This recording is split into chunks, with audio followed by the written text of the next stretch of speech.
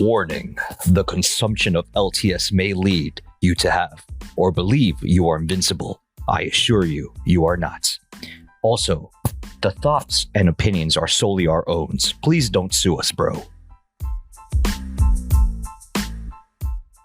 Nowadays, life is intertwined with technology. Let's figure it out. Welcome to Life, Tech, and Sundry.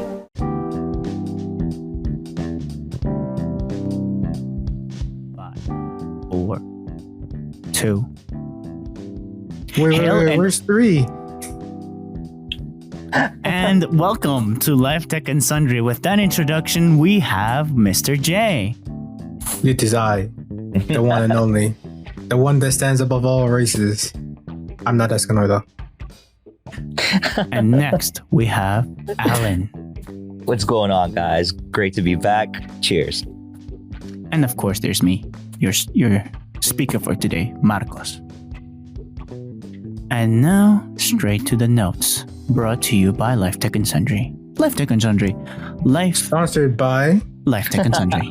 No. Sponsored by Life, Tech, and Sundry. Or should we say unsullied by sponsorship since 2020? Yeah, it's not. Actually, we can't say that. They use that in inside the NBA. We can't use that. But it's a good thing to use though. The ND. I like it. The NBA. Okay, so shall we proceed to the notes of this week from Mr. J's corner? But my room is round. So yeah. So we'll be starting off. Number 1. So today we're gonna talk about how Marcos owes me 15,000 pounds of Wagyu beef. and he still hasn't paid me yet. But on the real note, Marcos here has mentioned I'll mention this a lot. He has dove in the books of Journey to the West, and we've mentioned it a lot, but we haven't really explained, I guess, more the characters, because the story is long. It's long, and it's really long. Oh, but man. So, maybe every now and then, I'm decided to bring an in-character analysis. And today we're starting with the most famous of characters, Son Wukong, or as Marcos like to call him, Big Mr. homie. Monkey. Mr. Monkey himself. Big Monkey himself. Big Monkey himself. So who's Son Wukong? But as we like to call him, the handsome Monkey King. He is one of literary characters that can easily be classified as a superhero, given his extraordinary powers, action-oriented nature, and fiery temper. The Monkey King is a powerful immortal. What was that? We haven't finished. Hold your applause. I'll bring the whip later. But the Monkey King is an immortal, capable of wreaking havoc in heaven and fighting off its most powerful generals without breaking a sweat. His presence can cause terror, and even dragons should he wish for it. He can grow to the size of a mountain or shrink to the size of a top of a hair, and can shape change to become anything from fish to full temple complex. He can tell by the scent if a being is mystical, but nature or not, and see 300 miles away. After his time in the 8 Trican furnace, he is virtually immune to any form of heat or flame, and his time studying to become an immortal has rendered his flesh nearly impervious to even heavenly or demonic weapons. His strength is unheard of, and his agility and skills are almost completely unmatched, with the ability to cover 36,000 miles in a single somersault, or somersault to the heaven and back again. Capable of surviving 500 years or longer without food or drink, besides the thoroughly unpleasant and not nutritious iron pellets and molten copper against his will. He is sneaky and can manage to get out of nearly any circumstance, virtually unmatched in battle, with his main weapon, the as you will gold-banded that thing, Colgate, are. So yeah, so that's a little expert from writeups.org. Yeah. And they kind of give in character development. But my thing is that, the Monkey King. The Monkey King is a That's just a mischievous tease, character. too. You can read more at writeup.org. Writeup.org. Once again, writeup.org. And Marcos got hands. But anyway, he is the great Monkey King, born from a stone egg, actually. One day he just decided to pop out. He's like, "Ooh, what's up?" Good morning. It is I. Whatever his name wasn't. He didn't have a name back in those days. No. Whatever he was called, right? And it was writeups, not writeup. Writeups.org. Yeah, you messed up, Marcos. That's one strike. I mean, people can look at the show notes and hit the link there. Yes, but they rely on Marcos. Thank you. Oh, is Thank that you for right? relying on me. But yeah, as the little excerpt said, he has many things for him. He is an excellent fighter. He has fought to get generals in the Mystic Temple and all that. I forgot what it was Get called. excited. I forgot what it was called. Oh yeah, the Great Heavens. He has fought against generals. He has fought against heaven himself. Mind you, he Josue has an entire crowd in his background. They're excited for his every single word. Marcos. We've talked about this. But yeah, he has fought against heaven, literally himself. He is so powerful that they're like, yeah, we can't handle him, and they decided to get Buddha. Buddha was like, I'll handle this, and gave him the hands, or a hand, I should say. His main weapon of choice is, of course, I like to call it the power pole. It is a pillar from the Dragon Castle. The Dragon King is known for having many of powerful weapons, and the Monkey King was like, I want one. He's like, well, I have all these. He's like, yeah, that pillar looks nice. Like, okay. And he took it. He's able to change it to the shape of a strand of hair to as thick as he wants and as long as he wants. Unlike Marcos, unfortunately. Would you say that that was the only weapon he got there? I think he got another one, didn't he? Physical weapon, yes. Another weapon he has is his mighty thundercloud that he can summon. Or Nimbus for short in some mythologies. Maybe. So yeah, specifically in the story, he wears a crown, but not because he's a king. He wears a crown to be restricted. He is given. Well, I've heard a crown, and I've heard a hat. Like a BK crown? Almost. Yeah. Okay. That with a simple phrase will restrict his powers, and it feels like he's being tortured. But he is a loyal servant to the great Buddhist monk. I forgot his name because it's very confusing. I will look that up later. But relatively speaking to the entire story, Monkey King is the main character in my heart. Well, no, he's not. In your heart. Which one? My Marcos. chest heart. Which one? You have 3. What am I, a Time Lord? Basically. But yeah, and then as we know, the Great Monkey King has inspired many characters. The most famous being, of course, Goku with the same name. Yes, Sort they of a call me similar Goku. character. Mhm. Sort of a similar character. But not really, because Goku isn't mischievous as him. But yeah. So yeah, that's the Great Monkey King. You know, he was so great that they threw him into a furnace, and they're like, "Yeah, that's how we kill a monkey," and he comes back roasted. Came Wait, back with what? a tan. What do Yeah. you mean? He just got thrown into a furnace just because? Yeah, or- he was thrown to a furnace because he was messing around in heaven, and they threw him in the furnace. okay. But because he did that, he became a furnace of fire. What doesn't hurt you makes you stronger in this case. Basically, May I emphasize as well that this is his own physical exploits.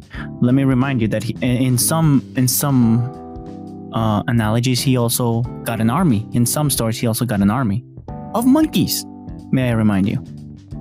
And there's a story that, within the stories, when he was up in heaven, he was in the thick of it. He managed to go into the personification of Death's office, let's say.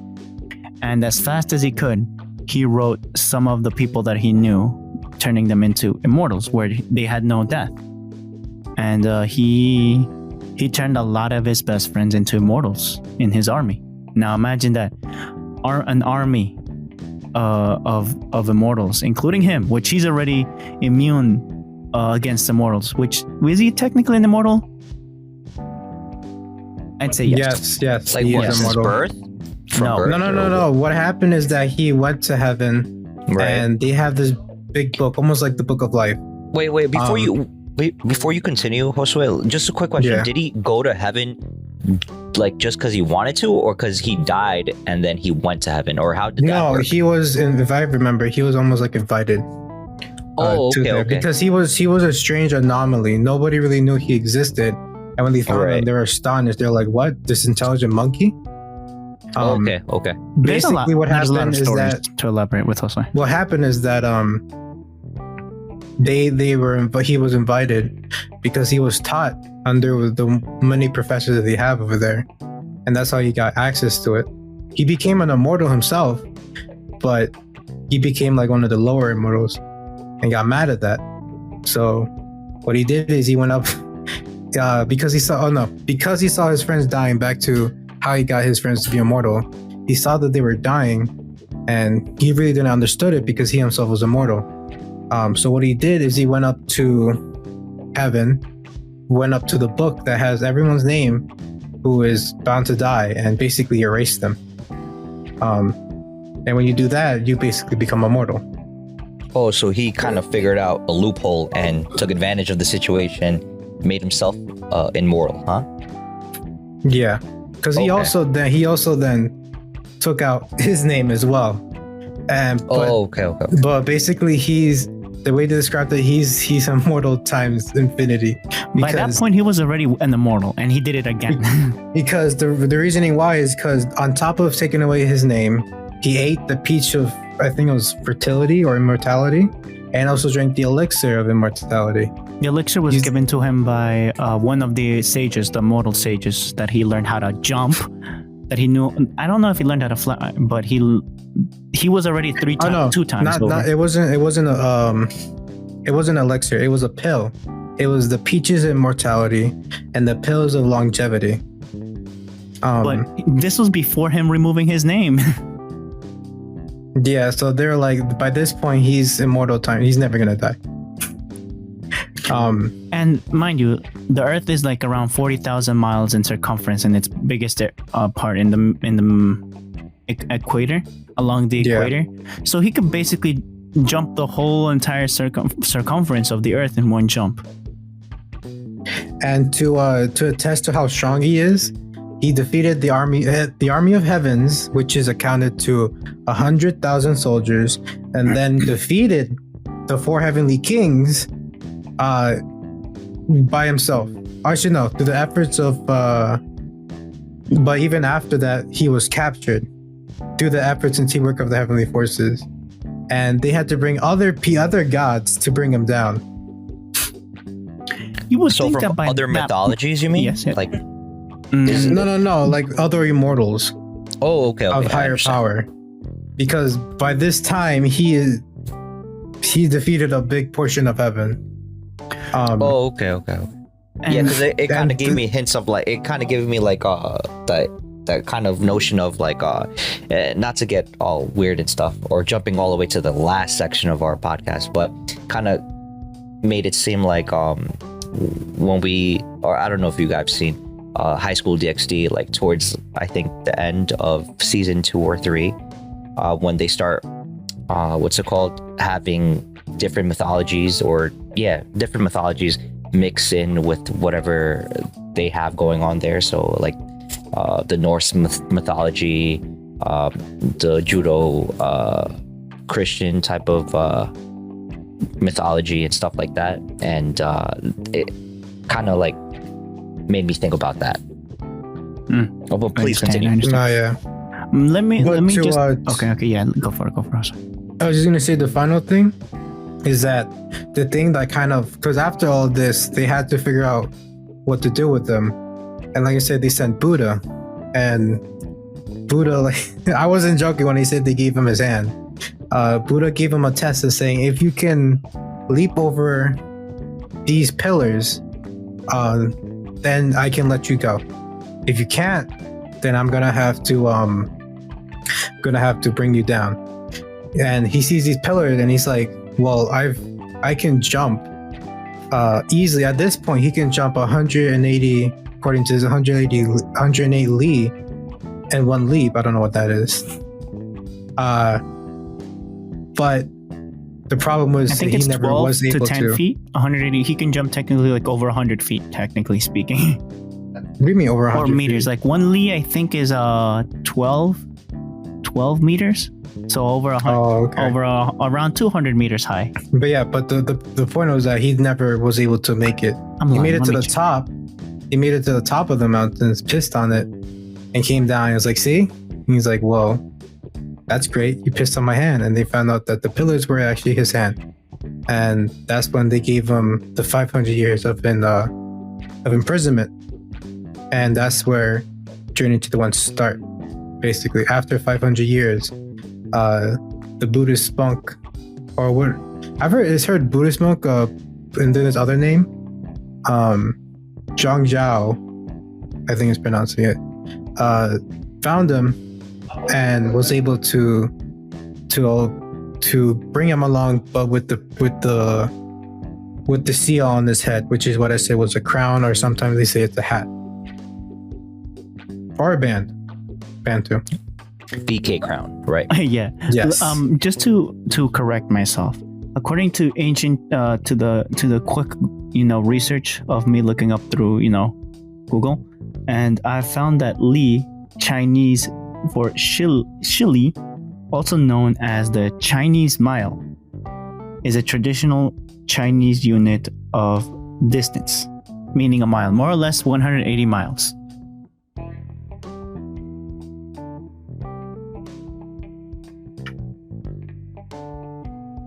What do you guys think? My name is Chef. No, I was just checking it. So he said 108,000 li. That's about 33,000 feet. With a quick Google search.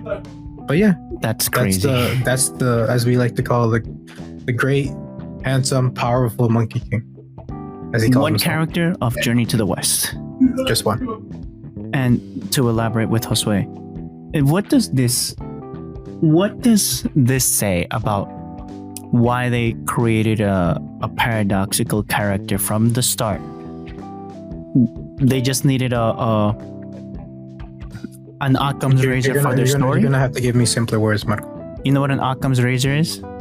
Or You a lost me at paradoxical. Deus No, Ex I Machina. don't. I don't know what that is. Occam's Please. razor is basically the solution for everything, or whatever your problem's presented to, you will ironically have the solution for it right there in your hands. Or a Deus Ex Machina. What does that mean? They're both synonyms of Occam's razor and Deus Ex Machina. Basically, we're presented with an overwhelming problem, but we have an overwhelming solution for that problem. In this case, the way that us is talking in hindsight is that the overwhelming solution to any problem and the individual was created, and then every single problem that came after him was solved by this individual that can solve any problem. Meaning that they were, my understanding is that they wanted to give One Punch Man kind of an individual story, and then I don't know why they wanted to do a Buddhist, like put him next to a weaker individual or individuals to solve, like they wanted to get the religious doctrine back to China because it was a chaotic era. And I guess my theory at the end of the day with my present brain is that it's a storytelling, a spin-off, if you will, of how Buddhism was brought into China. Oh wait, Marco, we're gonna. This is my interpretation. We're gonna have to bring it back. Here. I'd What like was to your hear you question? guys input. No, there's no question. This is me telling you my train of thinking.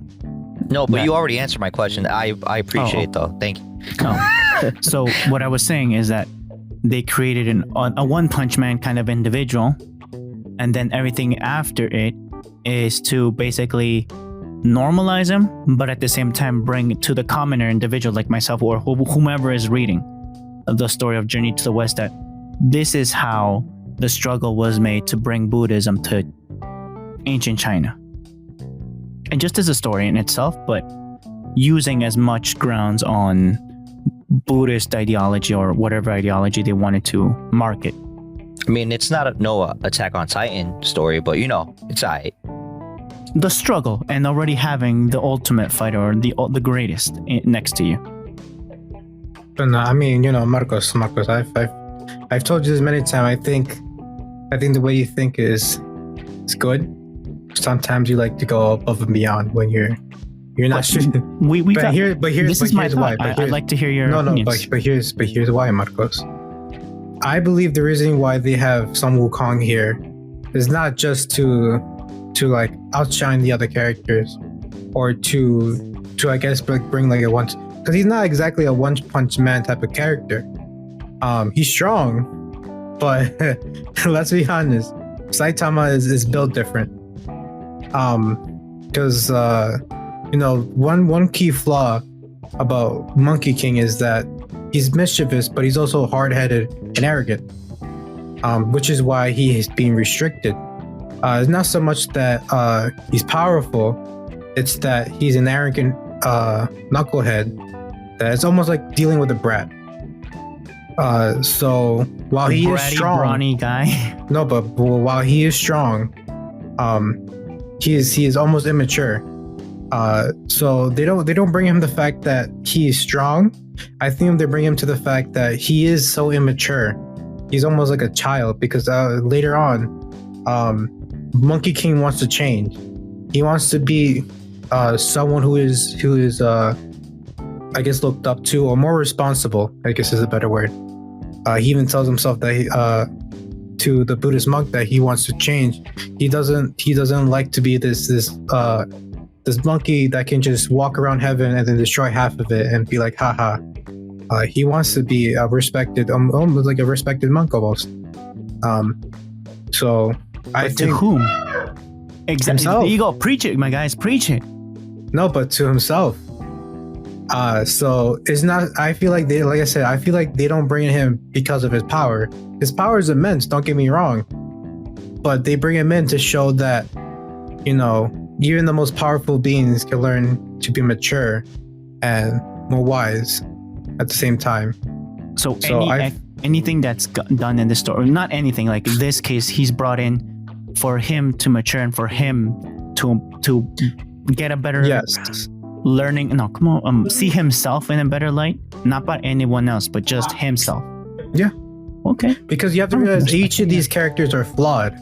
It's almost very similar to the story of the Wizard of Oz. The Tin Man wants a heart, the Scarecrow wants a brain, and the Lion wants courage. But in this case, Monkey King wants to be more mature. He knows that he's immature. He knows that he's an arrogant being. I mean, he was stuck for 500 years. And he was put on timeout, literally. Yeah, so he knows that he needs to better himself in that aspect. So when he's presented the opportunity to go with this Buddhist monk, he tries his very best. He does fail at moments, but that's why the band is there to restrict them, to tell them, listen, this is what you're doing is wrong. And since he is such a powerful being, they have to do this. But over time, you see that the Monkey King is maturing more and more and seeing to be more as a king, almost, you could say, someone who's given the responsibility of leading either a nation, a country, or in this case, his fellow monkeys.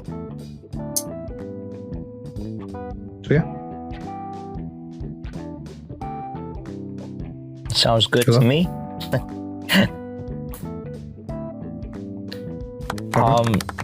Oh, there you go. He was probably looking for his soundboard. Yes, I was just like, that was good. That was good.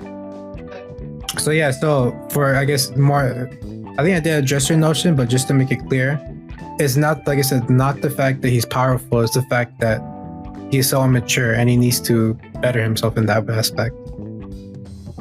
It's cool. It's cool that improvement. Yeah, exactly, almost. Because like with Saitama, when you bring up that he's a one punch man type of person, well, Saitama is it's more like Saitama is more of the fact that he's all this powerful person and he wants a challenge. He isn't immature. He knows he knows when to stop. He knows when to, say, okay, you know what? I'm just gonna leave. There's a special. The joke of the special. Yeah, I was gonna say exactly. that. Yeah. Versus like the Monkey King. The Monkey King doesn't know when to stop. So yeah, just to finish things off. I like it, and honestly, I honestly concentrate into the entire story. I appreciate Journey to the West, but I honestly like way more just the story of Sun Wukong. Honestly, yes, he is the king. In some, I don't know where, but in some, like in the other podcasts of myths and legends, allegedly his name could also be translated into "stare into the void," which could be represented the void of himself, more or less. He's an introspective kind of individual. By the time of Journey to the West, his entire story of Sun Wukong is him developing himself, satisfying his urges of learning, becoming immortal, helping other people, his fellow monkeys to become immortal. But when Journey to the West comes in, you're gonna see him flaw, but not epically like against heaven or something like that. You're gonna see him fail. I mean, I by accident I robbed these guys because I saw them 12 miles away or whatever. I failed in these little things, which in retrospect compared to what he's done is little things, but he's got to keep an image towards himself as an individual. And I like that. I like there's something, even though he's an immortal being, there's always something that he can improve upon for him, his own say, for him to be more satisfied as an individual, I guess, and an individualistic kind of thing. That's my thought. Thank you. Oh, man. What do you think, Alan? I don't have too many thoughts about this story in particular. One, because I haven't fully read through the whole thing. Like, again, what both of you just went through, to me, it's like a synopsis of what the story truly is. But again, until I read it, I'm not going to get full grasp of what it is. And again, it's a literary adventure, if that's the correct way of putting it. That probably does have, hints of, time and place. It was written in a certain time for certain people, to try to convey certain emotions, feelings, and to develop a story, whether it be for a religious situation or just an overall good read. I think what you guys were going at, where his immature ways was something that he actually noticed and that he wanted to improve and mature, is something that I think humanly speaking is like, that I think that's a great stepping stone for human beings as a whole, that to a certain degree we get to that age, whether it be age or that mindset where we understand and finally understand that we need to mature. We need to understand that we can't be self-centered. We can't, be immature in not just one area of our lives, but in as a whole. And figure out what we need to do, what adjustments we have to make in order for us to be mature. And I think whether it was the intent of the author, because he saw himself in the character he made or wrote about, or he was speaking to a broader audience, not just speaking to himself or about himself, but maybe to kind of let people or nudge people on the fact that as a person, as a community, as a society, we all have to mature. And whether we all might be in different situations, we might feel at some point that we're invincible, or we know better, and we should act like it and mature and figure out a way to do things in a more orderly fashion, and stop being so hard-headed. And that's what I could take away from what you guys were explaining. So I mean, that's all I can share, just because that's all I really know. But I do appreciate you guys going over this like kind of synopsis type of background of the story. And yeah. Question. So even though they're immortals, that does not mean that they're perfect. I feel like that's also a big lesson to take away for this story. But would you say that this could be not exactly like the equivalent of the Quran or of the Bible in that sense of Buddhism, of trying to impart different morals, lessons, but using like superpowered beings in the mix of the story? Me personally, I mean, I think you can find bits of information, whether it be a moral standing or, some sort of philosophy or train of thought, from different types of story. It doesn't necessarily have to be a religious type of book in order for you to get some sort of moral standing or something of that nature. I think what we can see from this type of writing is that, yeah, I mean, like any good story, I mean, even from the anime or manga that we read or watch, sometimes you do find yourself listening to the story or watching the story or reading the story and getting, a little bit of that, hey, I've gone through what that character is going through, or, oh, I see why this character, main character or side character or protagonist or antagonist like went and did that, because there was story development or there was character development. And we kind of live vicariously through the character in some way, shape, or form, and it speaks to us. And I think that, again, not necessarily have to go through a religious book or teaching. And I mean, personally, I think moral standards do start at home. I mean, your first notion of what's right, what's wrong, how to act, how to be polite, how to treat people starts at home. There's no consequences for breaking the rules. Right. That all starts, from the first school that and you have, which is home. Now, some people might argue, well, I grew up not having a home. I grew up not having parents. Okay, but still, you don't learn things by you not having a family. When I mean home, and, maybe I'm wrong for saying this, but it's like Shakespeare says, home is where the hearth is, you might be living with a family member, or maybe you're adopted, or maybe that connection between you and family might not be there, but that doesn't inhibit you from learning something at an early age from someone or something, whether it be nowadays, little kids, or before the pandemic, a lot of times kids' school was YouTube, Google, the internet, I think now it's even more. social media. Well, you would think so, and I would say yeah to a certain point, but understanding that now a lot of people are working from home,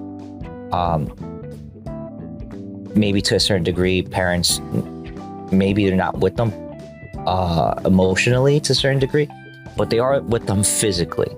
So, you don't have to hire the nanny anymore or the housekeeper or whatever the case is, because you're physically at home doing your job. So, that's one less expense you have by just, being a parent and taking care of your own kids instead of having or paying someone to do it for you, where that's what was the norm back before COVID, for some people, not all.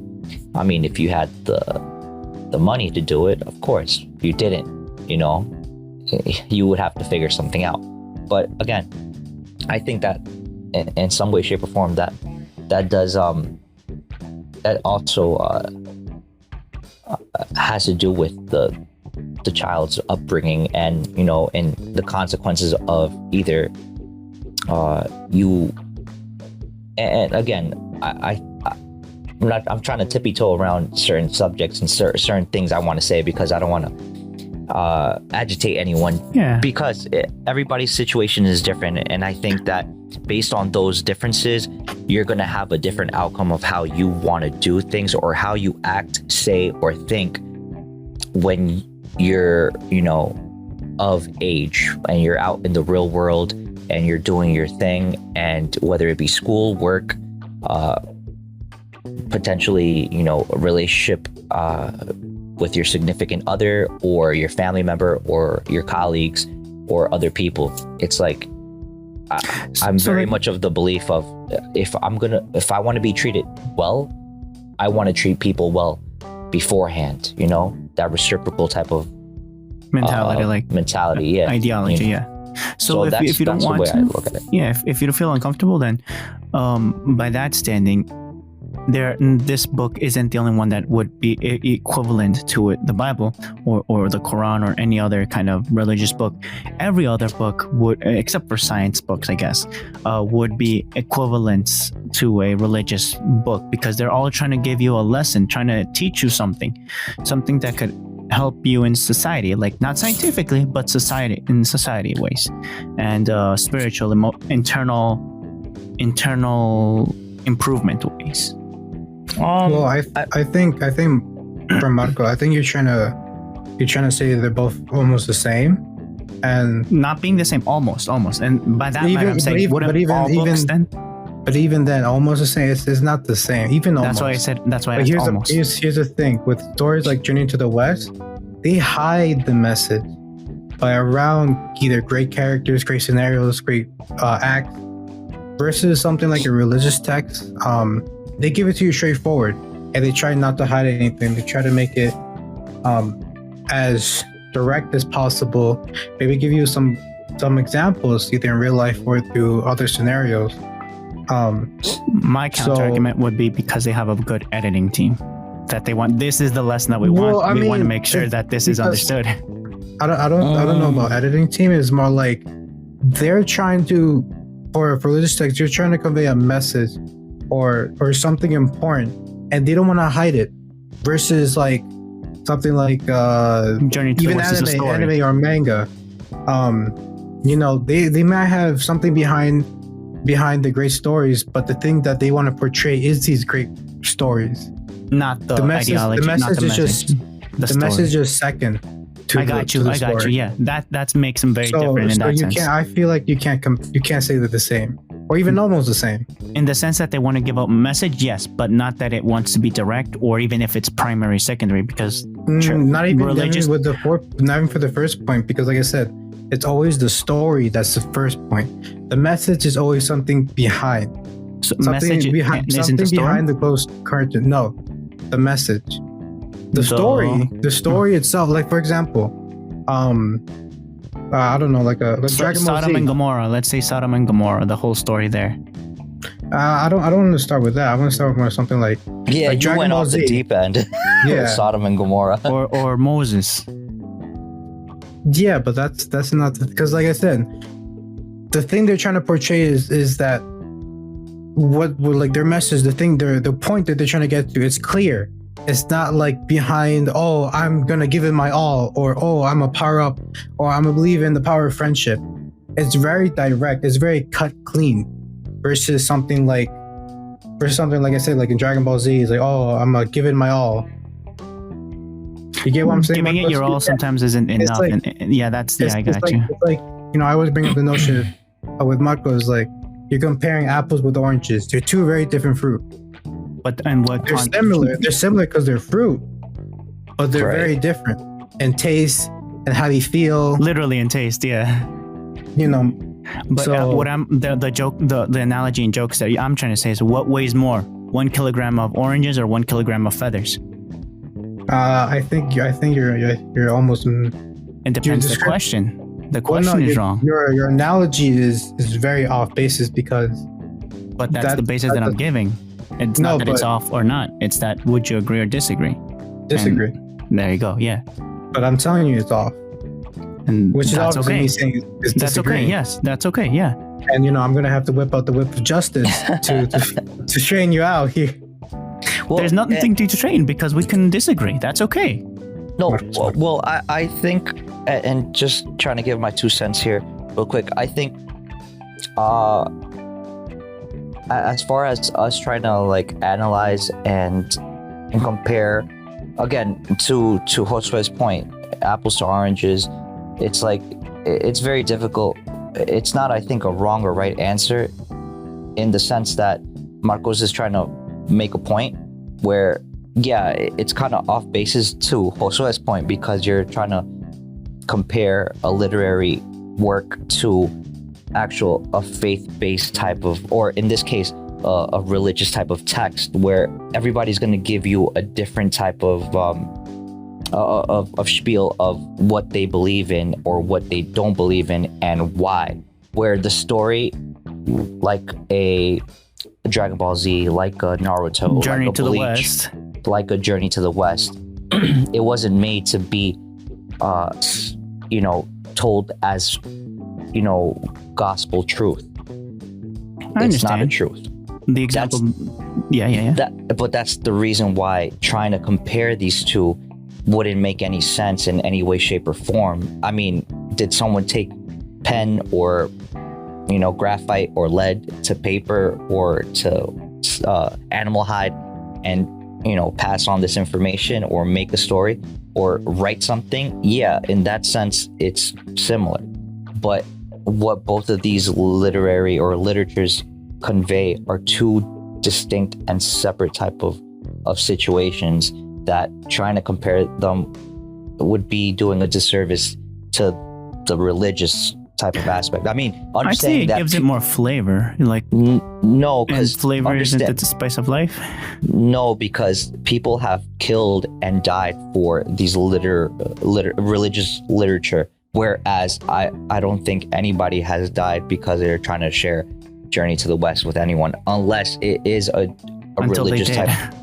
I mean, unless it is portrayed as a religious, article of some sort or literature, which, again, I don't think it is.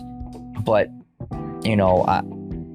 at that point, you start grasping at straws. You brought up trying to compare the story of Moses or the story of Sodom and Gomorrah, where that was, like, if you actually read it in its context, you're going to understand a whole bunch of things. And again, the element behind these two depictions or stories is that there's faith.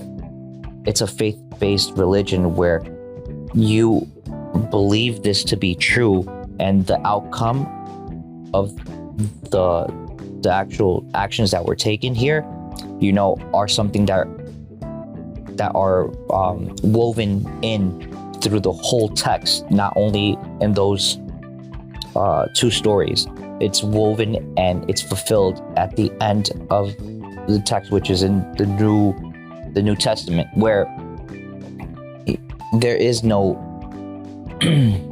I guess you can say religious truth or moral standards. It's just a story talking about Journey to the West. The way you're explaining it to me, because I haven't read it, it's like, it's a really neat story about a main character, protagonist, side characters, and and the, I guess, the story that it entails shows you about struggle, noticing that you're limited even though you have great potential or great things in your life, but you need to mature in order. I mean, you can grasp at that and say, oh, well, what a neat story, I understood something. Whereas the other ones that you mentioned, like a Sodom and Gomorrah story or a Moses story, understanding that to people, and again, I don't want to go through the rabbit hole of saying the rabbit hole, because a lot of people are going to say, well, you have to understand what's historical fact,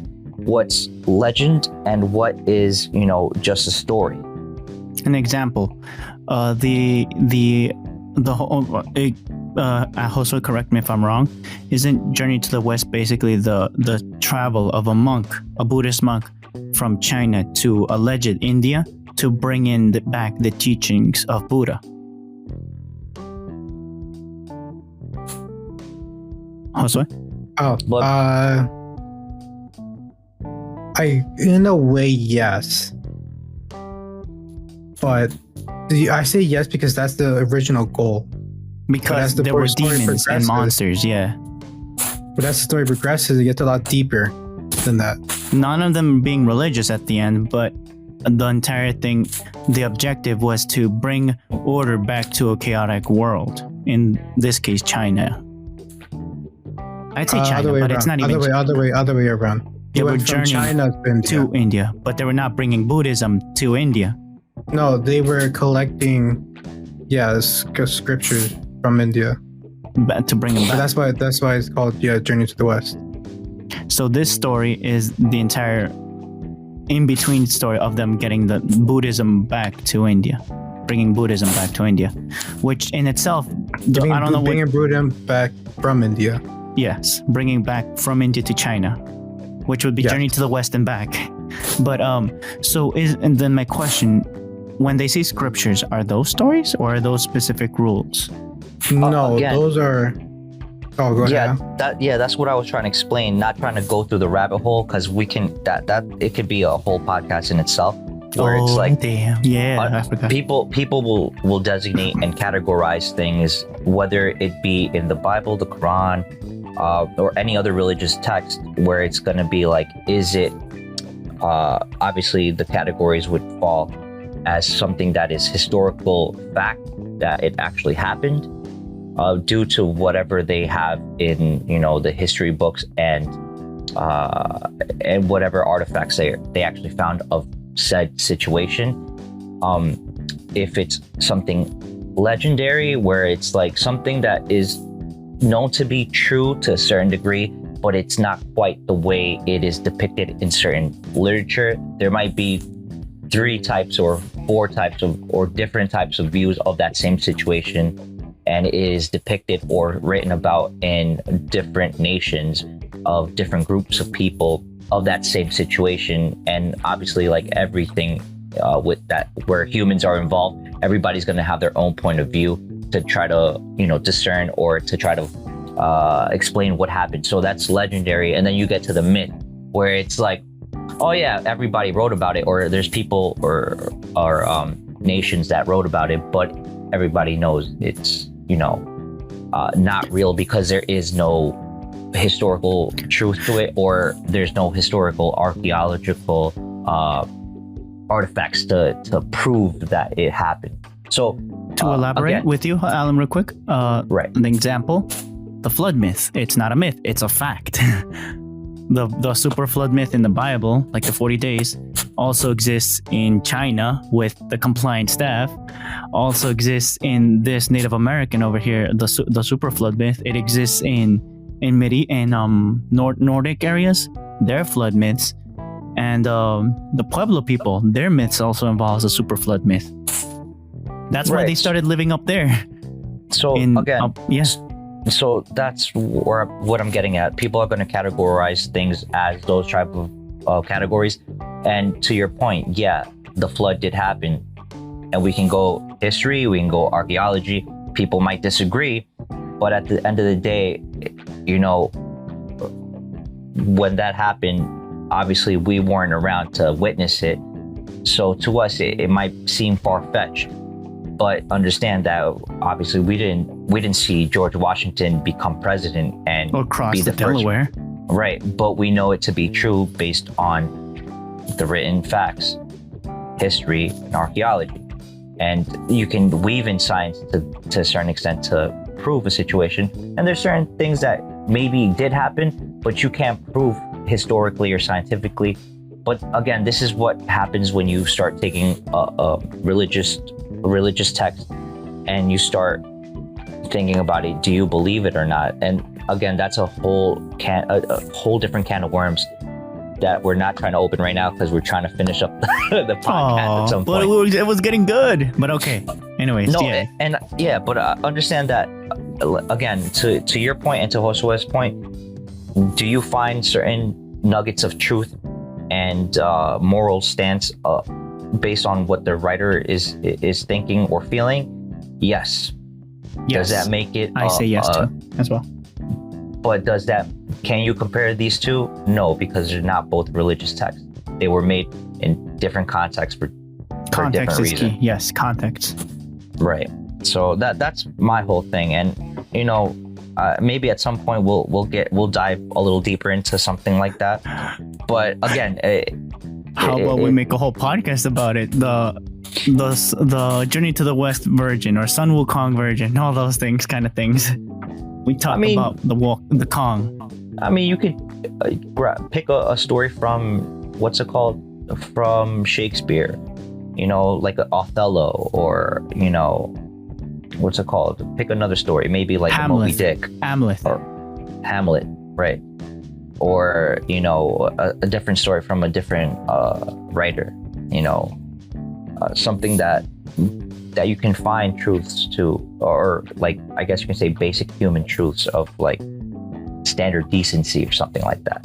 And you can make a whole argument about why that book shows you those situations. At the end of the day, you're not going to preach it like it's gospel truth, or you're not going to live or die by that truth, but you think it's a neat story. Again, I think I think Attack on Titan is a great story, regardless of how it's ending.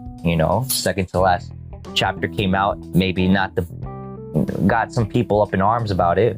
Not going to say too much, not spoil, but people think that Naruto is a great story or Bleach is a great story. But at the end of the day, people are going to disagree, and people are going to hold it to a different standard compared to other stories. I mean, maybe you think Chainsaw Man, the way it's developing is a great story, or the way Dr. Stone is developing right now, or that time I got reincarnated as a slime is that's a perfect story. Don't you dare say anything about it. A literary marvel, but masterpiece. I'm being ironic, yeah. Being facetious, huh? But I mean, again, there's some stories like that where you fully enjoy, thoroughly enjoy. Don't touch my One Piece. You thoroughly enjoy. But to be quite honest, again, trying to compare it to religious text is kind of far-fetched, and trying to even, make it out to be, it's two different types of context, two different types of context. Yeah, context is key.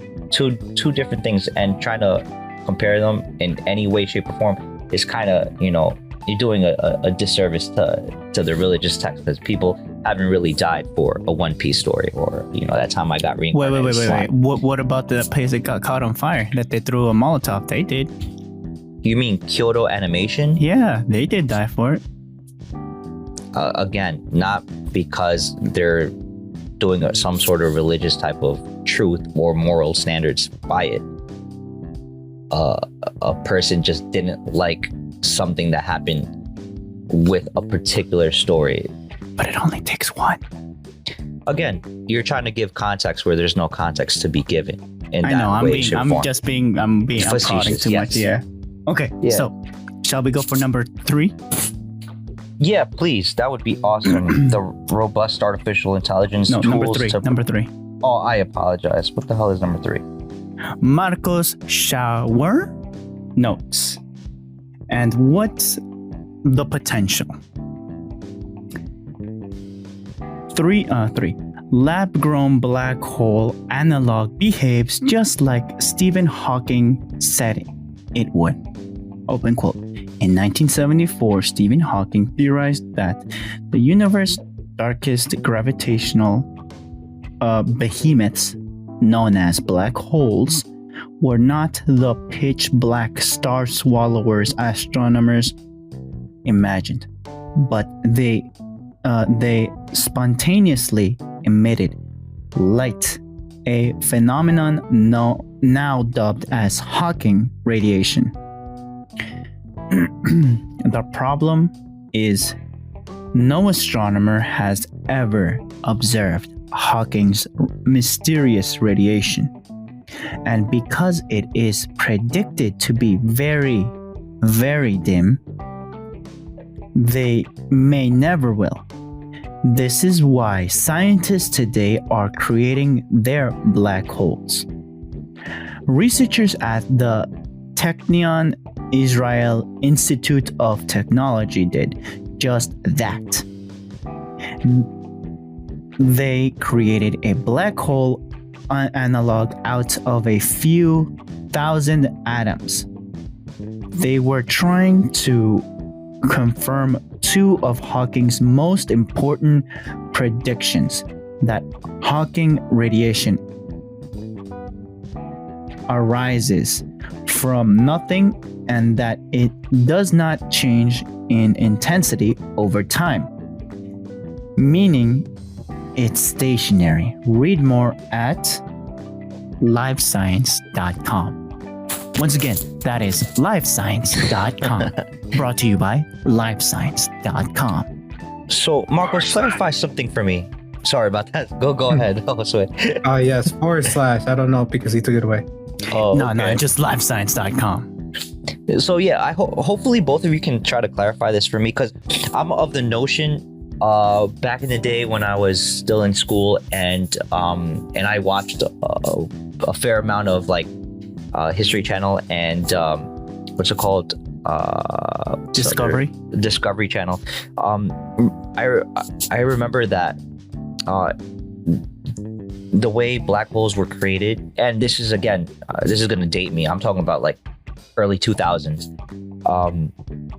It was I guess said by the scientists of that time that black holes were created when a sun or a star exploded or imploded, depending on what type of star it was, whether it be a red star, a blue star, a regular yellow star like our sun. And when the gas ran out of the sun and it exploded or imploded, it would create a black hole, and then it would suck up everything in its surroundings. And furthermore, the galaxies smack dab in the middle of galaxies, black holes are there, and it basically sucking up everything around it, whether it be planets or stars, like a hungry hippo. right? And the way, or reading or listening to you read through the article, it kind of baffled me a little bit, where they created black holes, or a black hole out of nothing. Like, doesn't that go against the law of science, where it's like nothing can't create something? Like, isn't that ass backwards to some certain degree? And again, please correct me if I'm wrong.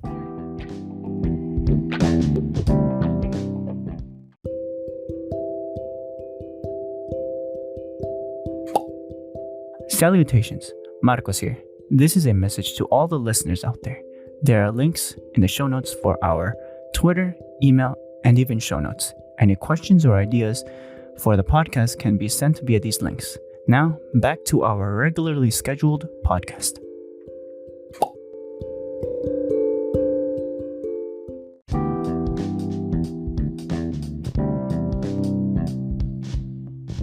According to what I remember from back in the day in the early 2000s, and my question about how does nothing create something, again, please help. Would you like to answer the question, Josue? I'd go after you if anything. What do you mean add to the question? Your I need answer. science. Yes. No, but according to the article here, they didn't create it from nothing. They created it by having flowing gas of approximately 8,000 rubium atoms cooled to nearly absolute zero and held in place by a laser beam. They created the mysterious state of matter known as Bose-Einstein constant, which allows thousands of atoms to act together in unison as they were a single atom. So they made it through this gas that's cooled to an absolute zero and held in place with a laser beam. And according to this, I don't think this is the full potential of a black hole. Because according to this, they're saying that the gas was flowing faster than the speed of sound. So this is like very much a pseudo black hole. It's not a full black hole you see in space. Which I'd say is safer in the sense, because if it went full on faster than the speed of light, we'd be in danger. Probably. Yes, because that's pretty bad. Yeah, that sounds bad on paper and in real life. So, I mean, that's kind of crazy. So, held in place with right, lasers. So that's my whole thing. So there was something that created, or scientifically speaking, they use super cooled plasma gas. Yes. In order for them to create a not real black hole, sort of like black hole. Blended into one thing and created like a pseudo black hole. Basically, I agree with also the pseudo part, because full black hole would be bad. Right. So it has certain aspects of a black hole, but it's not a real black hole. So at this point, is it because like, or and again, maybe I'm just reaching at this point, but is there any real reason why they're trying to recreate a black hole? Does it serve a is like that going to be our new worth the like squeeze? No, more like are they trying to make it so we can throw our garbage in it and we can get rid of the it or something? The ultimate Dyson vacuum. Right. So that's what I want to know. Like what's the purpose of it? Like the juice, if you will. Or are they just trying to do it just to say they did it? Is that what it is? Clout? Really? You think clout? Maybe. I mean, it's since 1974. Mr. Hawking has theorized that. I mean, with math, most likely. Yeah, that everybody's wrong and he's right. That there potentially could be like. No, but the thing is like. I think the reason why they did the experiment was to see if Stephen Hawking was right. Oh, okay. Because I mean, I don't think anything around like to say there is no light source near a black hole in order for you to see, like stick your head in and like, we see the opposite thing, things that get sucked in. Right. They, vanish or disappear and get, turn into nothing. Gobbled up. Yeah. So right. I think, like I said, they not only do you want to see, I guess like it's going back to Stephen Hawking's theory, they wanted to see how a black hole acts, works, and everything in between. So they decided to make this pseudo one to see if they can get as close as possible to something like a real one, and then see if what Hawking said was right, saying how it acted like, or saying that I think he said it emits infrared radiation. So I guess they wanted to see if that's true.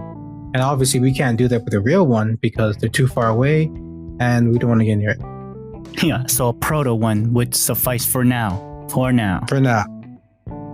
That's the thing. They're trying to work on one as we speak, on a better one that better understands it. But for now, the proto black hole answers up until now the question. Not fully, but with the restrictions that they put themselves, what they understand that the science, the equipment is available, it kind of answers the question to a certain degree, but not really, because it's not an actual black hole.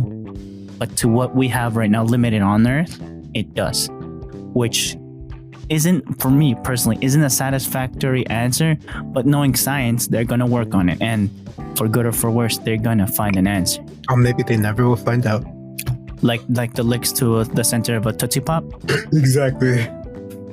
I'm happy with that, because I don't want to find out like, oh, we found that it does emit Hawking's radiation, but we lost half of a continent now, and it's still sucking up the entire Earth. Let's keep it. Let's wait until we're in space and make it somewhere else. But I think if it saws up a third of the Earth, then it becomes an actual black hole. Yeah, no, let's not wait for that. Let's not wait for that. Yeah, it's not. I don't know if you guys seen one of the recent movies for Star Trek, that I don't remember the entire premise of the story, but they were trying to escape from a black hole in their spaceship. The Enterprise was like, turn around 180 degrees and go full warp speed or whatever they call it. Okay. And the spaceship is slowly moving forward, and behind it is a black hole. And and it's slow, instead of starting to move forward again, and it's starting to move back and back and back. Like, why aren't we going forward? And he talks to engineering, give us full power. And the mechanic in there, I'm giving her all she's got, Captain. They're going not faster than light or faster than light. Just the act that they weren't sucked in like that in the snap of a finger means that they were probably going faster than light, but not faster than the power of the speed of suck. You know what I'm saying? I guess, yes. I mean, faster than light, but not the faster than the speed of suck. The only thing I kind of vaguely remember of a show that I watched back in the day was this sci-fi show called Andromeda, and one of the characters, or the main characters, was the captain of the ship, and he was played by Kevin Sorbo, the guy that was a main character, or that played Hercules in the show Hercules back, I think, in the 90s or 80s, whatever. 90s. Yeah. So, and one, I think it was like towards the second season, if I'm not mistaken. Again, I don't remember. This is all off the top of my head because I don't remember. No need to reference. You're good. You can talk with full-on feelings. What's it called? They get stuck in the gravitational pull of a black hole, but never got like sucked in the black hole. So they got stuck in like one of the arms of the black hole, if that makes any sense. And they were basically put in some sort of in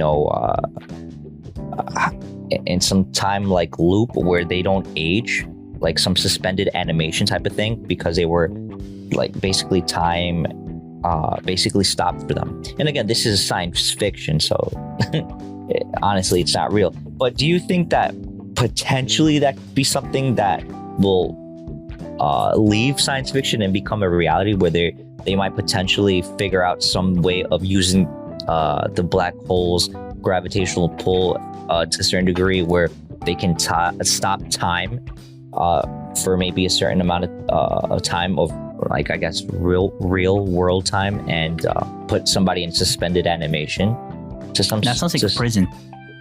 Well, again, you're put in that situation, and then you're taken out whenever it's safe to come out. I don't know. But again, this is all science fiction. This is what I saw, and that's what you remember, in the show. But again, it just seemed a little interesting to me because you mentioned you freeze time. Yeah, I mean, using the properties of a black hole's, I guess, energy or whatever. What's going on right there. Yeah. Another one to elaborate with you is in the Haloverse, in the Halo universe. These soldiers get put into cocoons, but these cocoons have like light over the cocoons, and you can move around the cocoons because they're floating. And there's one of the Spartan soldiers that say, "How do I get the people out of these cocoons?" And this soldier's a sniper, and she puts her scope onto the body of the individual, like aiming, literally like not even a foot away from it.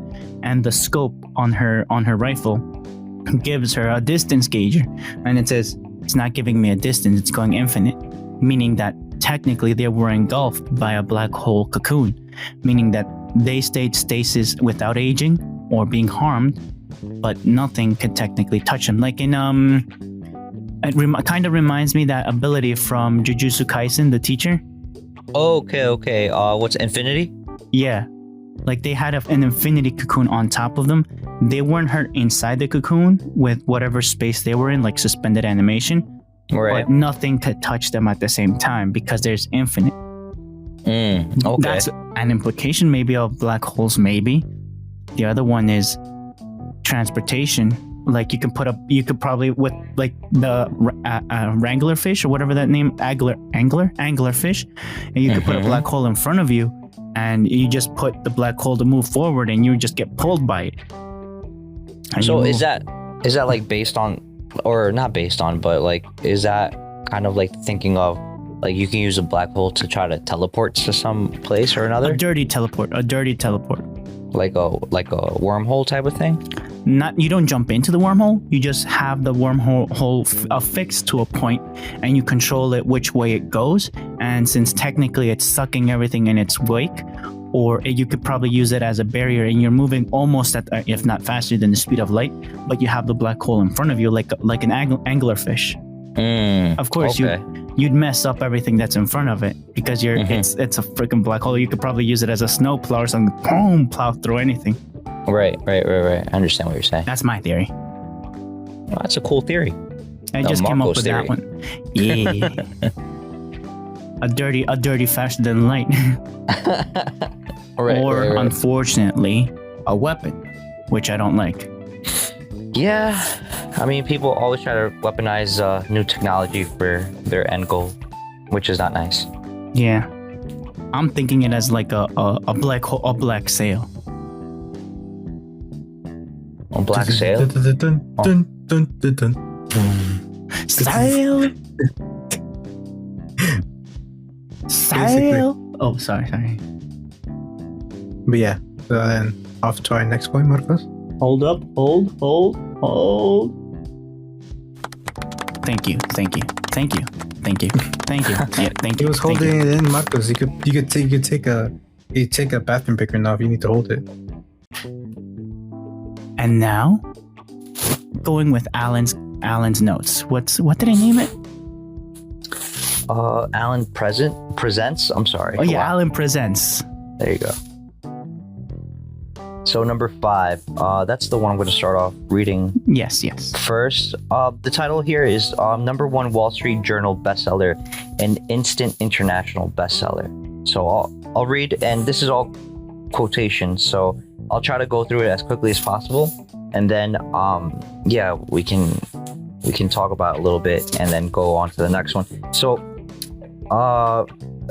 it says, from the creator of Valuetainment, the number 1 YouTube channel for entrepreneurs, comes a practical and effective guide for thinking more clearly and achieving your most audacious business goals. Both successful entrepreneurs and chess grandmasters have the vision to look at the piece in front of them and anticipate their next 5 moves. In this book, Patrick David translates this skill into a valuable methodology that applies to high performers at all levels of business. Whether you feel like you've hit a wall, lost your fire, or are looking for innovative strategies to take your business to the next level, your next 5 moves has the answer.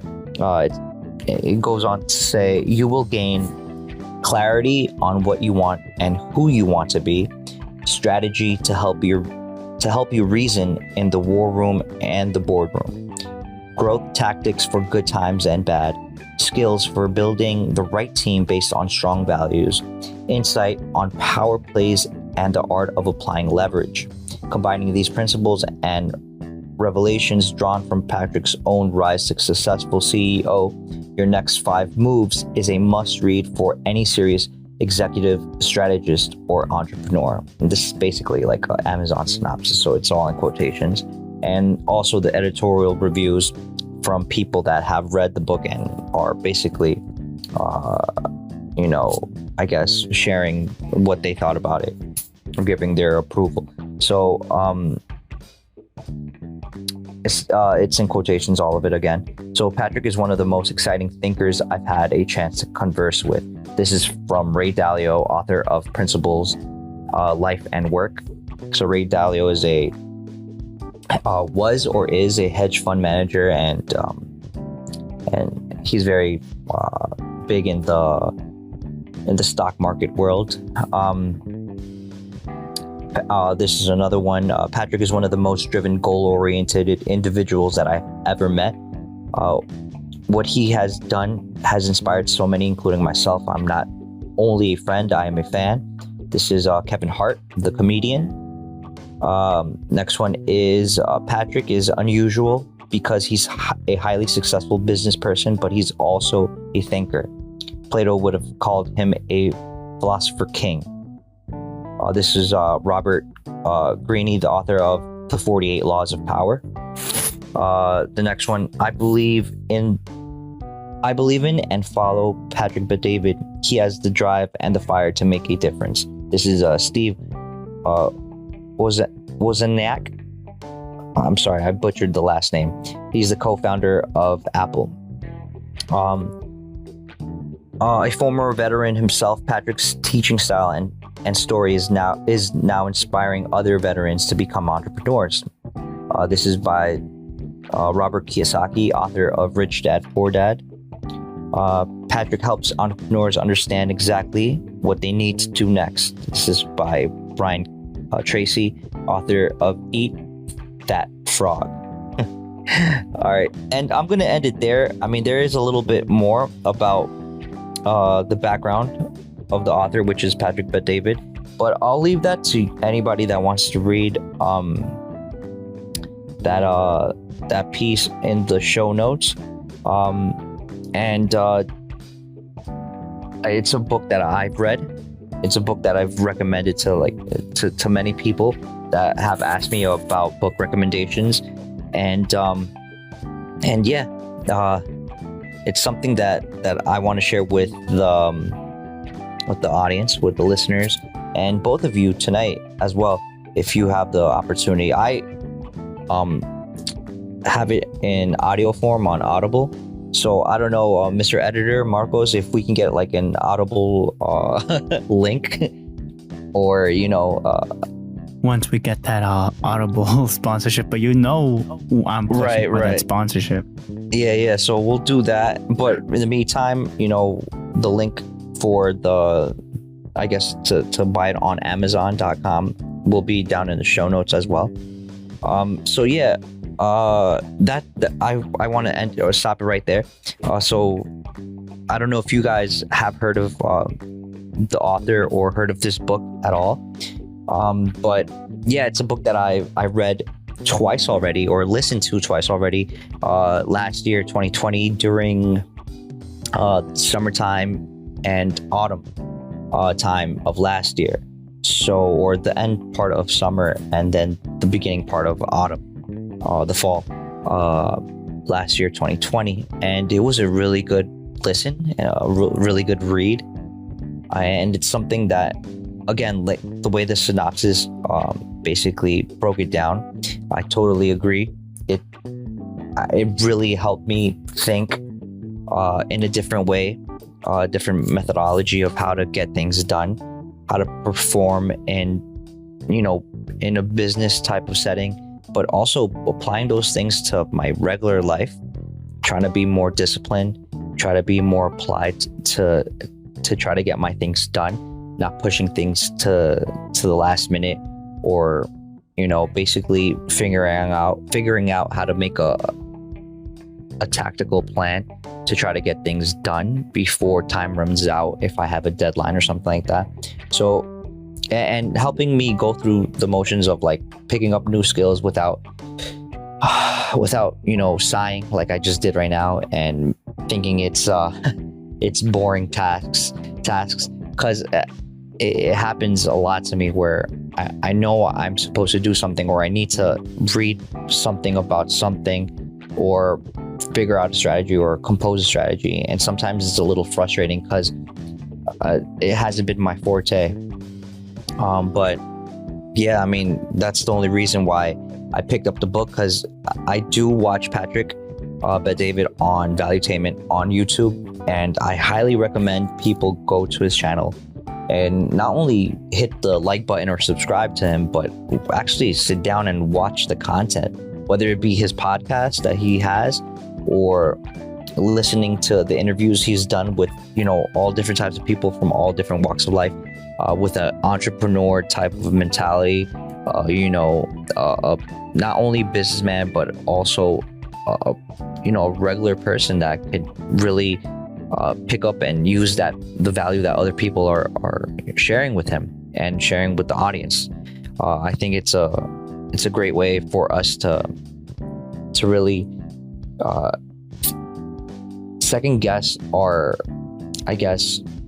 lax way of being sometimes, and encouraging us and pushing us to not make excuses for ourselves and get stuff done. And I wanted to share that with the listeners, and also you, Marcos and Josue. Do you have any questions, or do you have any thoughts about it, or do you have any books that you would like to recommend that are of this type of caliber? I'd like to give it to Josue if he's comfortable. Josue? I think he said he was going to step out for a second. Okay, so I got 3 things from this right now. Okay. Number 1, when you said war room, isn't there already a book for the art of war? And is this like a refresh with another person's experiences in an actual market, and that like with a modern take of the market compared to the Sun Tzu Art of War book is for its time? Could it be a refresh for it with a modern take in a super simple way? That's what I understood, but at the same time, he's not going for war. You know what I'm trying to say? That what stood out to me in the entire conversation in the description was that may that be in the war room or in the boardroom. I like the analogy, smart, catchy, but at the same time, he involved the word war. Should I take it at face value or should I not take that at face value? You would have to read the book. That's all I'm going to say. Because no spoilers then. Yeah, I'm not going to give you a spoiler because I did listen to the book twice. And again, just like Sun Tzu's book of the Art of War, it's literally a tactical way of looking at things, and it is in its majority made for war, like real war, of winning battles. May that be right. Mental, physical, emotional, and life is a battle. So, Art of War would be the big brain tactic, but in this one, it's a more subtler way and more personally marketable way that I appreciate more. Art of War is just boom, boom, boom. You're gonna come in hard, metaphorical guns blazing or actual guns blazing. But in this one, it's sneakier in the marketing sense. Personally, what I'm getting from the description itself. And this is the reason why I would say read the book, because though you would compare the Sun Tzu book, it's not as practical as some people might think it is, because again, thinking about Sun Tzu and the Art of War, you're thinking more along the lines of swords and shields. Have you read the Art of War? Yeah, and that's the reason why I'm saying it, because it's not as pragmatic or practical as what you would read from your next 5 moves. Again, the whole base of the way of thinking of this book is the way a grandmaster of chess would think about certain things. Using that as a platform or a jumping board would be your next 5 moves. Thinking in a strategic way to get stuff done, and using the knowledge what Patrick writes in his book is not only how to create a tactic, but how to sharpen your own skills. And I'm talking about all of your skills, whether it be your soft skills or your hard skills, how to determine a situation or how to think about a certain situation in a certain way, so you have more options open to you, so you can make a better decision, which in the outcome would be something positive for you. Is there a right answer for everything? No, there's a right answer for a right answer for me might be a wrong answer for you, but there's the reason shades why. Of right answers, yeah. Right. So, and obviously, one of the things that I can share that I really enjoyed and really never thought about it was non-negotiables. Non-negotiables is something that you do when you're setting up a business venture with someone, and you have to draw the line about something. So these are your non-negotiables. I'm willing to change this. I'm willing to cut this, but this right here, what we're speaking about, these are my non-negotiables. If we can't work without these non-negotiables, then I can't work with you. So being a person that is stern and knows what you want will allow you to get ahead. But if you're willing to cut corners and fudge the lines to kind of get what you want, but not fully getting what you want, you're breaking your own non-negotiables. So in that sense, that's something that I really took personally, and I really have put that into practice in my life, where Another thing that I would like to share with you guys would also be when Patrick is talking about how different situations you go through in whether it be a personal situation or a business situation allows you to understand how a person might react or how you are going to react in a certain situation, and that will allow you to figure out a way, whether it be through reading, whether it be through prayer, meditation, or whatever the case is, finding a way for you to be a person that isn't so jumpy. He all work explains, and no play. No, in the sense of some people come off as aggressive, some people come off as enthusiastic, but you have to find your own style that you're gonna be able to work around other people. Because he basically says one of the reasons that people don't grow is because one or two things: either you're a lion and you're very about getting things done, but the person that you work for, in this case, doesn't know how to tap into that person that you are and help you grow and be a entrepreneur. And this is one of the reasons why he left where he worked and became an entrepreneur, because he was willing to go the extra mile and figuring out things that other people didn't want to figure out because they were just too stuck in the status quo or too stuck in their old habits and old ways that wasn't producing or making gains, and they were just stagnant. So those are the things that I was listening to, and it really resonated with me. And again, that's a more practical and pragmatic way to a certain degree, or not pragmatic, more of a practical way of going about tactical. And again, to your point, when he talks about war room, again, he says it because also he's a army veteran. He was in the army, in the U.S. Army, and he didn't want to settle for less. But he had to. No, he didn't. No, this is the reason why he wrote the book, because he didn't settle for less by working for a person for the rest of his life. He understood that wasn't the way he was gonna make it in life. So that's why he quit left his job. The military. Yeah. No, he didn't leave the military. Is he a veteran? Yeah. Isn't that technically leaving the military? Wait, what do you mean? I'm just saying, for this case, like he became a veteran because he left the military. Oh, that's not out of his own. That's not because he got fired. No, that's a dishonorable discharge. I'm just saying a veteran. Yeah, out of the army. What he's going at is not army. He left the army after he served his time there. His service, yeah. He served his time, right? So, when he went to work at a company, he saw that being in that situation, being in that place, he wasn't going to grow as a person or as a leader, as an entrepreneur. So he left that place in order for him to pursue his own business. And this is the reason why he says it, that the things that he learned in the military, the things that he went through in the military, there were certain aspects that he could apply in the entrepreneur world and vice versa. So having those two types of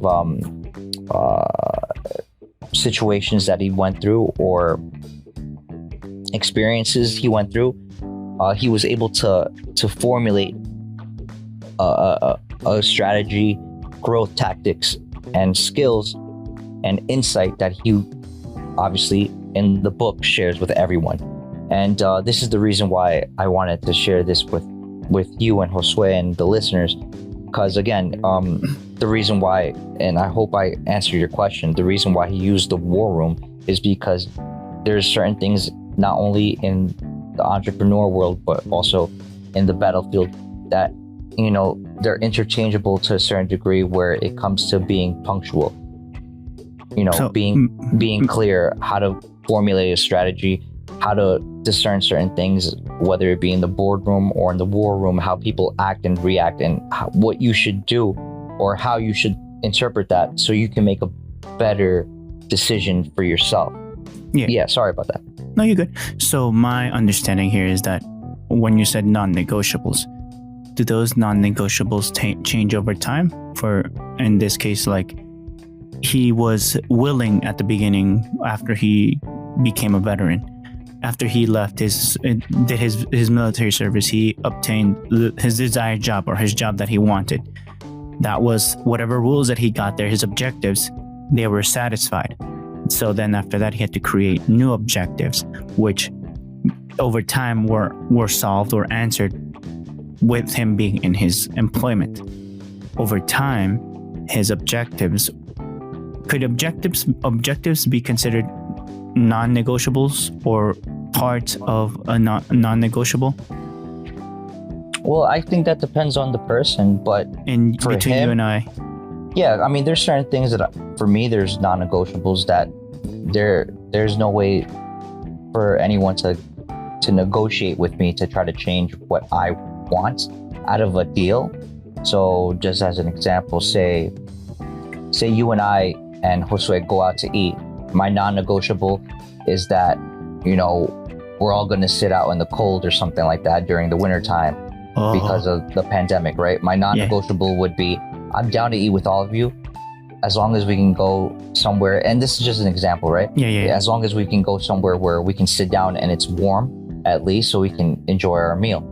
So my non-negotiable would be that as an example. And I'm giving a trivial, very simple, dumbed down, watered down example, you know, where you and Josue might be like, nah, but we can stand here outside and eat our food, right? Just as an example, my non-negotiable would be that I'm willing to work with you as long as we can, you know, go and sit down in a warm place where we can enjoy our meal without being out here in the cold, as an example. So that's my non-negotiable. Whether I am, you know, 22, 32, 52 years old, it doesn't matter. My non-negotiable doesn't change. And again, that's just, an example. He has very, very specific non-negotiables that he shares in the book. Again, I'm not going to share those. That's good. Yeah.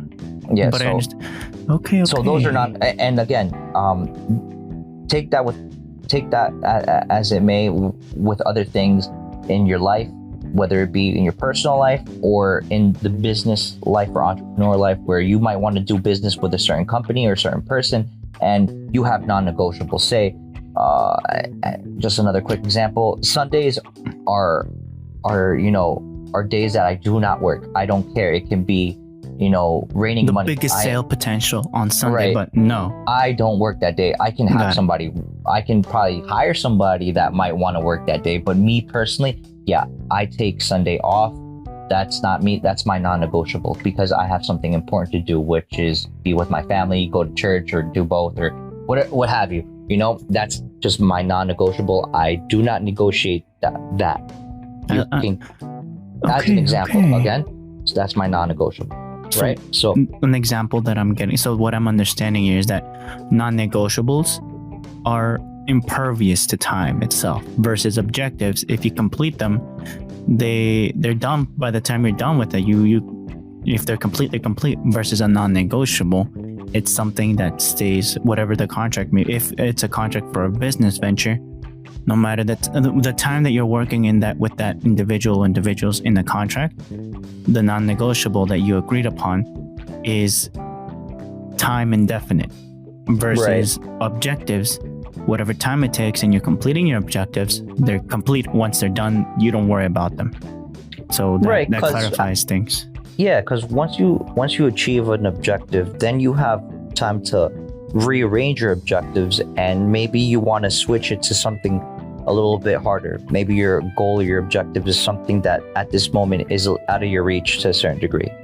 But once you start working on, you know, clarity, on strategy, on growth tactics, on skill, each one of those things that you work on will get you a little closer to that goal. And once you obtain or reach that goal, now you have the skills and the potential, and maybe to a certain degree the time, because now time is an issue because you have reached your goal, in order for you to set new goals or set new, situations that you want to achieve, and you switch it up.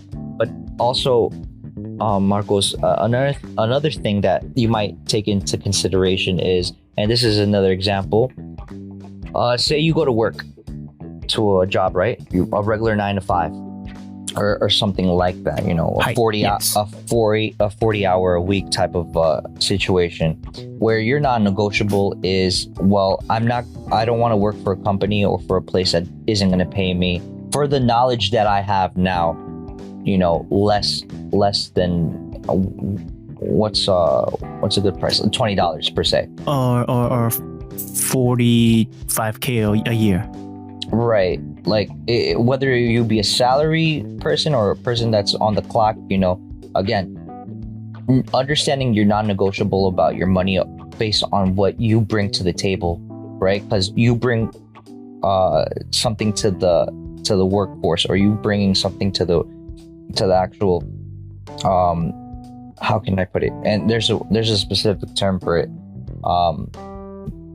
When you enter the, I want to say workforce, I guess, until I remember the actual term for it, it would probably be the marketplace. When you bring value to the marketplace, people are going to want to pay you top dollar for you to use what your skill, your know-how to get stuff done. If you don't have that know-how, you don't have that skill, you bring very little to the marketplace. And in essence, your potential to make more money is basically limited. So you figuring out how to obtain more skills and, get better. And again, it could be the simplest thing to something that for you might be a hobby, but people are looking for it and it's in demand, and you can potentially make a good living, or make your empire, whatever you think or you see that fits you best. But again, that all is something that you might, that is attached to your non-negotiable. I don't want to work for this company because they're only going to pay me, 15 an hour or 20 an hour. The knowledge that I have is going to potentially make them millions, thousands or millions. So why not pay me top dollar? Obviously, again, different situation if you're at a 9 to 5 or a 40 hour a week type of job where you're just getting paid a paycheck, compared to where you're getting paid salary, where you're making 50,000 or 100,000 a year or whatever the case is. Your non-negotiable should be that, I'm bringing something to the table, to the marketplace. I want to be reimbursed, paid for that. I'm not willing to take on a job if I'm not going to pay. Now, if there's a labor of love, I guess you can say, where it's like a hobby or business venture where you don't really care about the money. Again, that's a whole different situation. That's a different thing to worry about. Yeah. So, but when it comes to you, providing for yourself, maybe for your family, whatever the case is, there might be a non-negotiable for you in that sense, where it's like, I don't want to make less than this amount of money, and I have the skill, the knowledge, the know-how to bring to the marketplace that people are willing to pay me for that. And I'm not the type of person that's only going to be dwelling on that one skill or know-how. I'm constantly improving myself to be either faster, more sharp, something that's new to the actual skill or know-how that I know. I'm going to add to it to make it a lot quicker, a lot more automated, or whatever the case is. But you're bringing even more. You're stacking into your you're bringing more value. Your project, maybe by discipline, by non-negotiable could be a moral ideology, in your opinion. Yeah, it could be because there might be something that you morally don't agree with, and if that's your non-negotiable, then what Patrick figured out to a certain degree, sometimes his non-negotiables led him to be the entrepreneur that he is now, because he had to figure it out for himself, in the sense that, okay, well, if my job isn't providing me with my non-negotiables, or not providing me the way to grow and scale up, or even get promoted, in one of his chapters he talks about it, he said, well, I'm going to start my own business. And a lot of people get to that point where they're like, I'm not satisfied with what is being offered to me.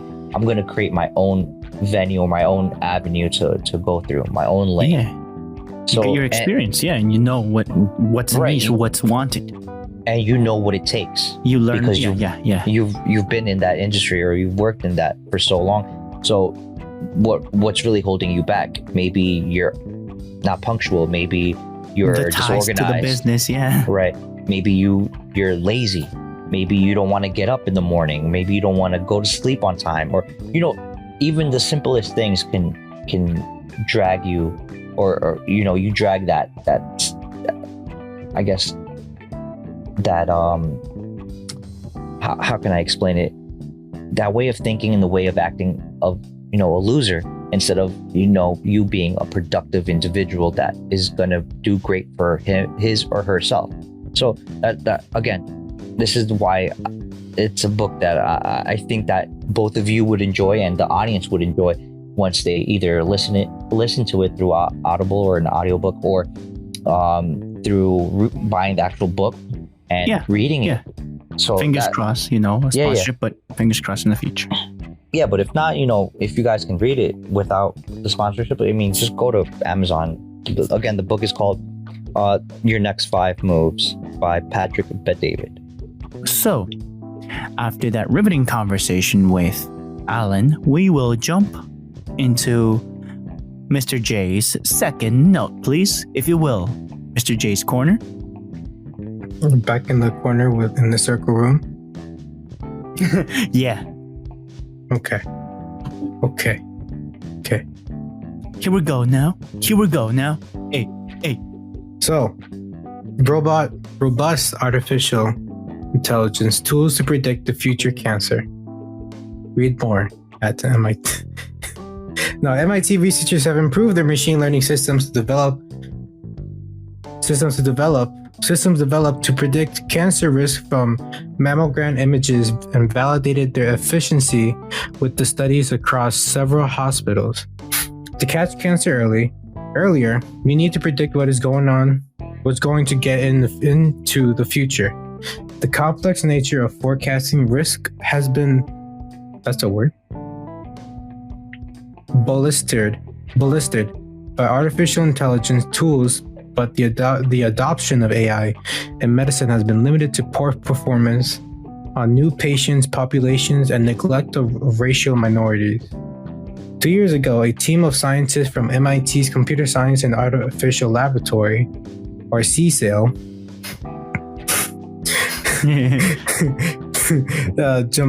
Jamil Clinic demonstrated a deep learning system to predict cancer risk using just a patient's mammogram. The model showed significant promise, even improved inclusivity, and equally accurate for both white and black women, which is especially important given that black women are 43% more likely to die from breast cancer. But to integrate image-based risk models into clinical care and make them widely available, the researchers say the models needed both algorithmic improvements and large-scale validation across several hospitals to prove their robustness. I didn't finish my... How dare you? Read more at MIT News / Yeah. So what do you think, Marcos? I will be the one to decide. I said Marcos, not Escobar. And now he comes back with the leak claps. So my thoughts are that these algorithms are clean. I can't deny the fact that AI is getting good, or deep learning in this case, but my question is this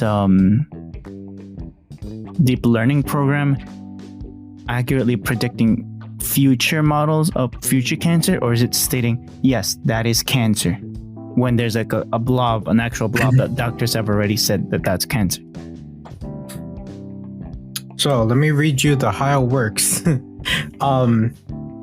Let me just hold up.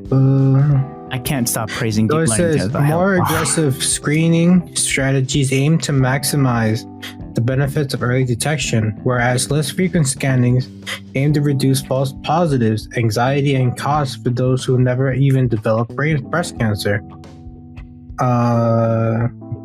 Recently, deep learning mammography-based risk models have shown promising performance to bring the technologies to the clinic. The team identified 3 initiatives they believe are critical for risk modeling: jointly modeling time, the optional use of non-image risk factors, and methods to ensure consistent performance across clinical settings. Marcos?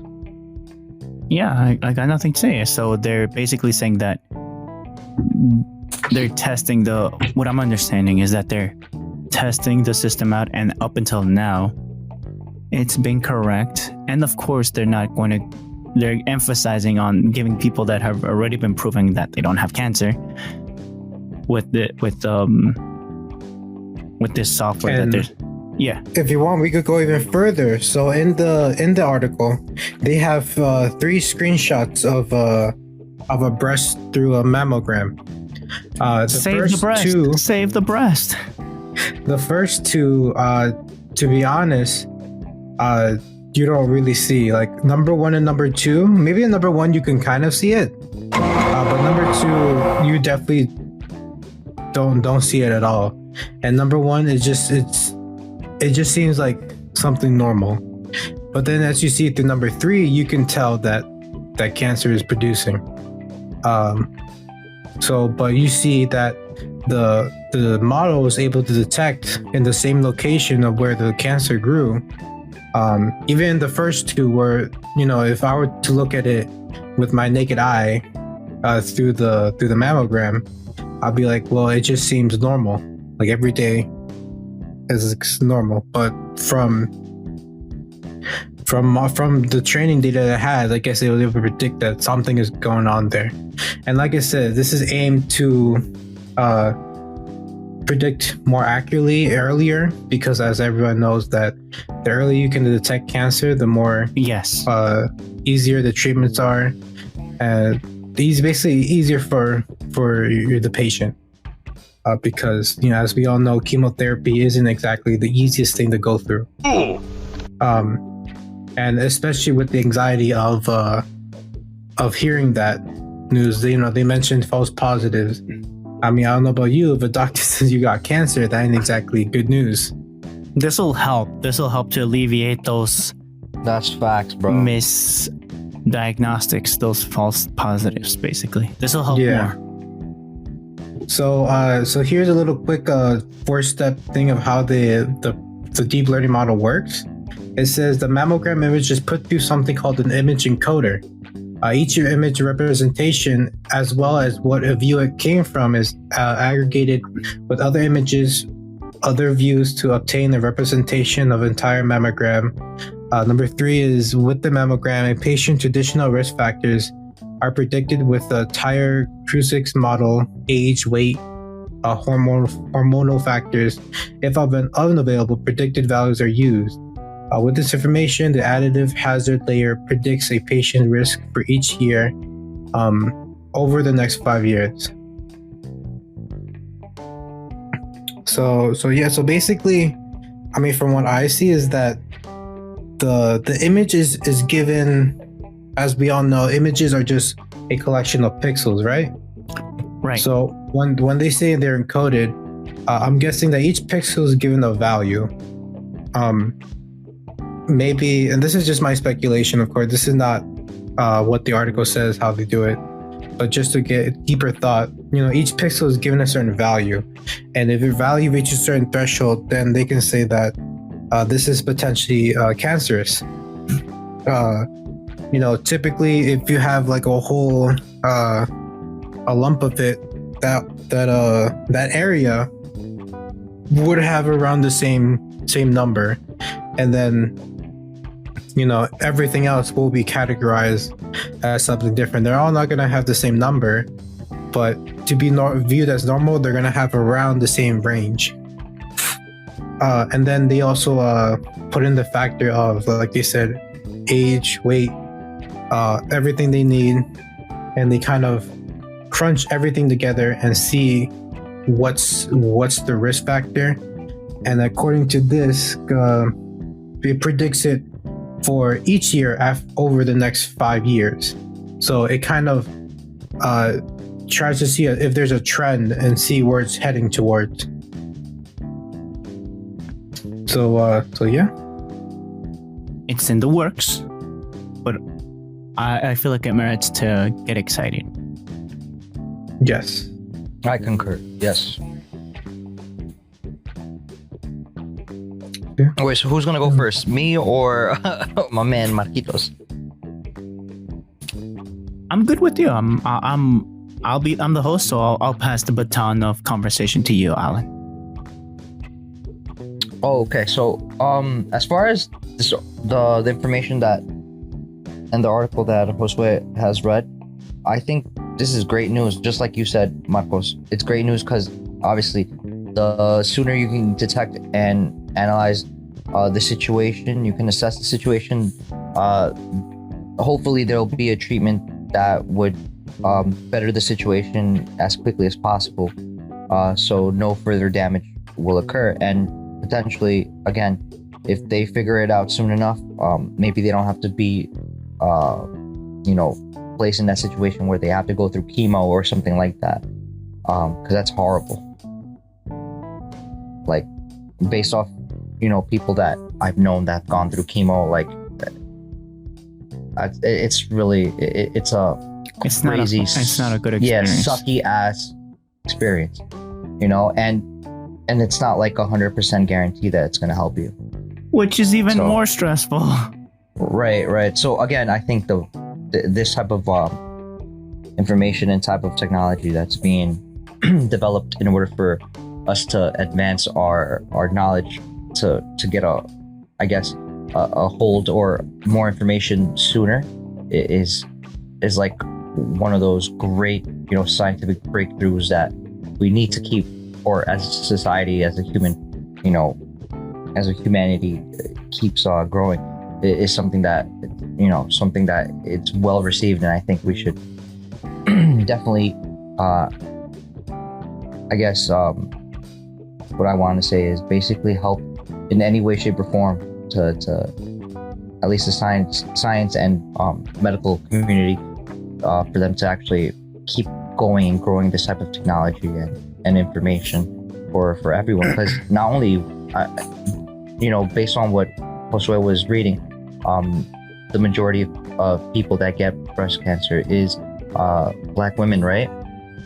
And yes, not only women, but there's guys that also get breast cancer, and it's something that it isn't only for just women or just men, it's for both. And information that obviously is great to know, and technology that is going to be very helpful, especially as more people start getting older and your body isn't the same as when you were younger, and maybe the ability to fight off certain diseases or to help you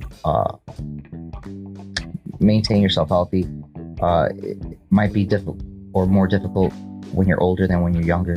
And this technology and information would probably help a lot more in the future and right now. So it can't come soon enough, basically. Yeah, basically. Also, any closing thoughts? I like McFlurries. I concur. I concur as well. So does the crowd. Thank you.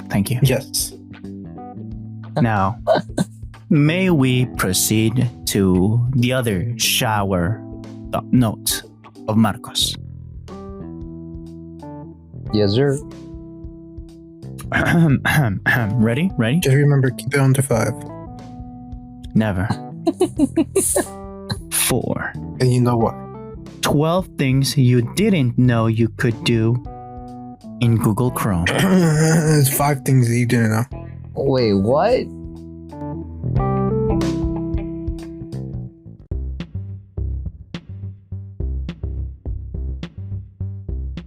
Hey there, this is Marcos. This is the end of part 1 of the LTS Podcast. Come back on part 2 for later on the week. Right, Josue? Yes. So it will come back in. If it's Tuesday, I'll come back Thursday. If it's Thursday, I'll come back Tuesday. And if it's Tuesday, yes. And it keeps on going in a loop. And we are on East Coast time. So I think last time, the last intro, I said 4 hours or 3. I think 4 hours. Yeah, it's supposed to be 3. So don't listen to past me. It's 3 hours, not 4. Meaning if you're on the West Coast, you're, If you're on the West Coast, you're 3 hours, I think, ahead of us? Or behind? Behind. Yes, behind. But yeah, thank you for... It doesn't matter because it posts these early in the morning. So thank you for listening to us, to Left Tech and Sundry. Oh, and don't forget, there are show notes down below. Come back. Thoughts are too much. Please. But yeah, there are show notes. There's a link for the merch store. There are all the other things. Just read the show notes. And thank you once again for listening to Life Tech and Sundry. Talk to you later. Bye. Have a nice day.